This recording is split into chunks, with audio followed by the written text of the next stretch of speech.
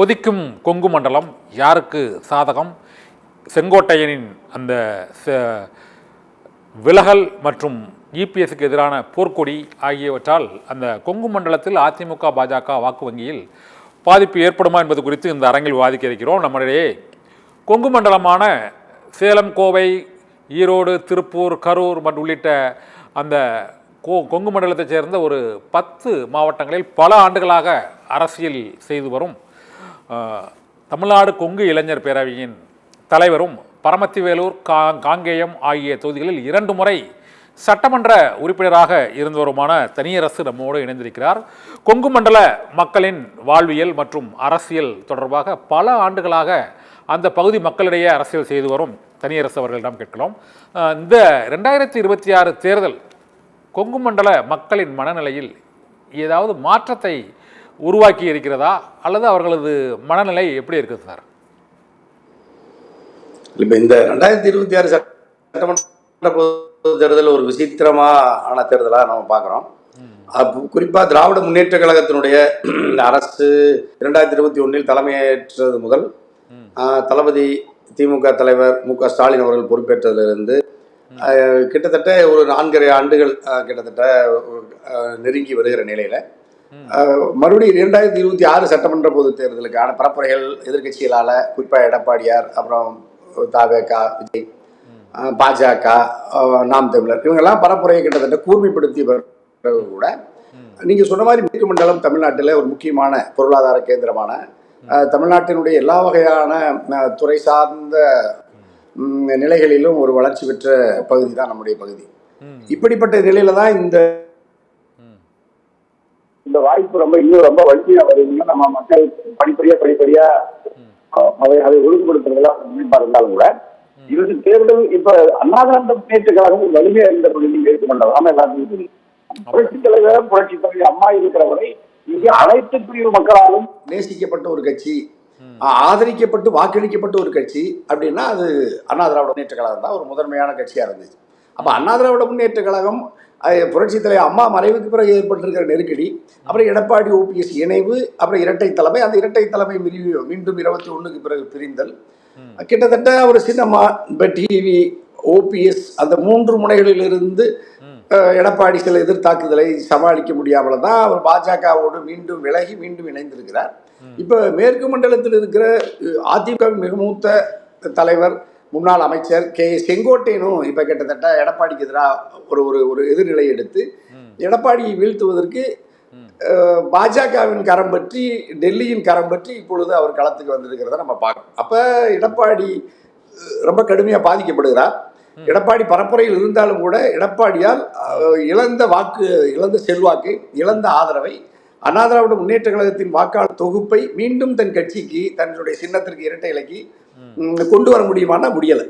அது ஒரு பெரிய நெருக்கடியில் தான் இப்ப எடப்பாடி தவிக்கிறத நம்ம பார்க்கிறோம்.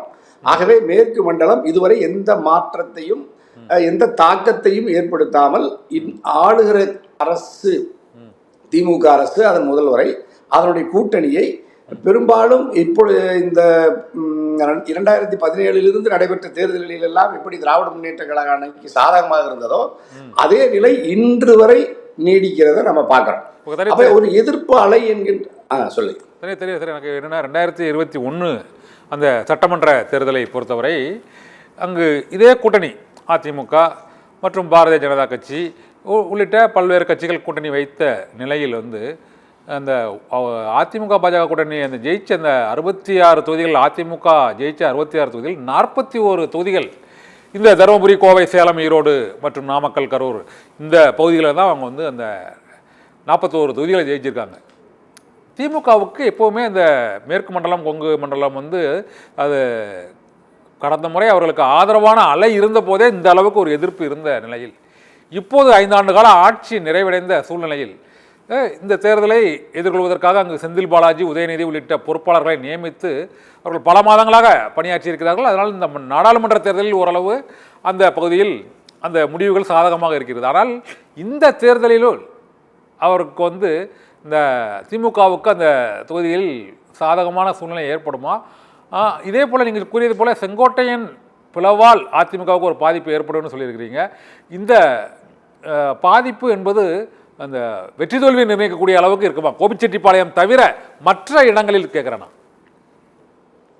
இல்லை, பொதுவாகவே ஒரு கட்சியில் வந்து ஒரு கட்சியினுடைய நன்மதிப்பு, அதனுடைய தலைவர் மீதான ஒரு செல்வாக்கு, இவைகளெல்லாம் எதன் அடிப்படையில் தீர்மானிப்பாங்க மக்கள், நாட்டு மக்கள் அல்லது அரசியல் அவதானிகள், அரசியல் ஆய்வாளர்கள்லாம்? அந்த கட்சியினுடைய நடவடிக்கைகள், அதனுடைய தலைவர்களுடைய நடவடிக்கைகள், அணுகுமுறைகள், அந்த கட்சியினுடைய ஒற்றுமை, அந்த கட்சியினுடைய மக்களுக்கு அது ஆற்றிய தொண்டு, சேவை, களத்தில் இப்போ நமக்கு என்ன வாக்குறுதிகளை தர்றாங்கிறத பொறுத்திருந்து தான் அந்த கட்சி மீது மதிப்பும் அந்த தலைவர் மீது மதிப்பும் உருவாகும். அதுதான் வாக்குகளாகவும் மாறும். ஆனால் எடப்பாடியால் இழந்த செல்வாக்கை மீட்பதற்காக அவர் ஏற்கனவே எந்த காரணத்திற்காக அவர் மக்களால் நிராகரிக்கப்பட்டு தோற்கடிக்கப்பட்டு வருகிறாரோ அந்த காரணங்கள் இன்னும் அப்படியே இருக்கிறத நம்ம மூத்த ஒரு நெறியாளர், ஊடகவியலாளராக கண்ணன் ஐயாவுக்கு தெரியும். ஏன்னா அவர் வந்து யாரோடும் சமரசம் செய்து கொண்டு பிரிந்தவர்களை இணைக்க மறுப்பதுதான் தோல்விக்கு காரணம்னு அது ஒரு அடிப்படை காரணமா நம்ம எல்லாரும் குற்றச்சாட்டு சொல்றாங்க. அந்த காரணம் இன்னும் நீடிக்கிறது. அந்த காரணம் நீடிக்கிறதோடு மட்டுமல்லாமல் புரட்சி தலைவரோடு பயணித்த செங்கோட்டையண்ணன், புரட்சி தலைவர் அம்மாவோடு நெருக்கமாக பயணித்த செங்கோட்டையண்ணன், எடப்பாடியோடு ஒரு சில மாதங்களுக்கு முன்பு வரை பயணித்த செங்கோட்டையனும் இப்பொழுது வெளியேறதை பார்க்கணும். அவர் தன்னை பலப்படுத்துவதற்கு பதிலாக பலகீனப்பட்டு வருகிறார். அவரோடு 2024 நாடாளுமன்ற தேர்தலில் கூட்டணியில் இருந்த கட்சி தேமுதிக வெளியேறுகிறது. அதில் கூட்டணி கட்சியில் இருக்கிற புதிய மிளகு கட்சி டாக்டர் கிருஷ்ணசாமி ஐயா வெளியேறுகிறார். யாரோடுமே யாரும் எந்த தோழமை கட்சியிலும் அவரோடு கரம் பற்றி அரசியலில் பயணிக்கல. பாரதிய ஜனதா கட்சி துண்டித்துக் கொண்டு 2024 வெளியேறி பிறகு இப்பொழுது அவர்கள் புதிய கூட்டாளியாக வருகிறார்கள். அந்த புதிய வந்திருக்கிற கூட்டாளியும் என்ன சொல்லுகிறார் என்றால் 2024 அதிமுக தனித்து ஆட்சி அமைக்க நாங்கள் அனுமதிக்க மாட்டோம், என்டிஏ தேசிய ஜனநாயக கூட்டணி ஆட்சி தான் அமைக்கும்னு சொல்றாரு. அந்த கூட்டணியில் இருக்கிற ஏற்கனவே இருக்கிற எங்க சிக்க வாசனையாவோ, எங்க ஜான் பாண்டியனோ, ஏற்கனவே இருக்கிற ஏசி சண்முகனோ, அது ஏற்கனவே இருந்து இப்பொழுது வெளியேறி இருக்கிற டிடிவி அமமுகவோ, ஓபிஎஸ், இவங்க எல்லாம் கூட்டணி ஆட்சி தான் அப்படிங்கிறதையும் பாஜகவினுடைய அமித்ஷாவினுடைய வார்த்தைக்கு அவருடைய கருத்துக்கு தான் வலிமை சேர்க்கிறாங்க. அப்ப எடப்பாடியால அந்த கூட்டணிக்கு தமிழ்நாட்டில் தலைமையேற்றாலும் கூட அப்படி கூட்டணின்னு ஒன்று இல்லவே இல்லை. ஒன்று பாஜக, இன்னொன்று அதிமுக, 2 கட்சிகள் சேர்ந்து ஒரு கூட்டணி அமைத்திருக்கிறது. இந்த 2 கட்சிகளுக்குமே ஒத்த இசைவில்லை, ஒரு முடிவு இல்லை. 2024 வெற்றி பெறுவதே சிரமம். வெற்றி பெற்றாலும் கூட்டணி ஆட்சின்னு பாஜக சொல்றாங்க, இல்ல தனித்த ஆட்சின்னு எடப்பாடியார் சொல்றார். அப்ப அமித்ஷா சொல்றார் 21 விழுக்காடு தான் உங்ககிட்ட இருக்கு, எங்கிட்ட 18 விழுக்காடு வாக்குகள் இருக்கு. ஆகவே கிட்டத்தட்ட நம்ம இருவரும் சமமான கூட்டாளிகள்ங்கிற மாதிரி நெல்லையில நடந்த 1 மாதங்களுக்கு முன்பு அமித்ஷா வந்த பொழுது சொல்லிட்டு போறார். அப்ப எடப்பாடியால சுதந்திரமா செயல்பட முடியாத நெருக்கடி, கூட்டணி அமைத்த பிறகும் இன்னும் அதுல பெரிய சேதம் ஏற்படுவதற்கான சூழல் இருக்கிறது அல்லாமல் அது இன்னும் பாஜக அதிமுகவுக்குள் ஒரு இணக்கமான நல்லுறவு இல்லை. ஒரு நேர்மையான கூட்டாளியா பாஜக அதிமுக களத்தை சந்திக்கவில்லை என்பதனால பாஜக மேற்கு மண்டலத்தில் இப்பொழுது இருக்கிற சூழ்நிலையில் பாஜக அதிமுகவினுடைய இந்த தேர்தல் பரப்புரையின் மூலமாக அல்லது செங்கோட்டையன் மாதிரி வெளியேறிய சூழல்ல டிடிவி இந்த 3-4 நாட்களாக அவருடைய பேட்டி, அவருடைய நிபந்தனைகள், அவர் வெளியேறுகிறார், அண்ணாமலை உள்ளிட்ட முதலமைச்சராக ஏற்க முடியாது, வேறு முதலமைச்சரை அறிவித்தால்தான் தேசிய ஜனநாயக கூட்டணி அப்படின்னு டிடிவி வெளிப்படையாவே அறிவிச்சிட்டார்.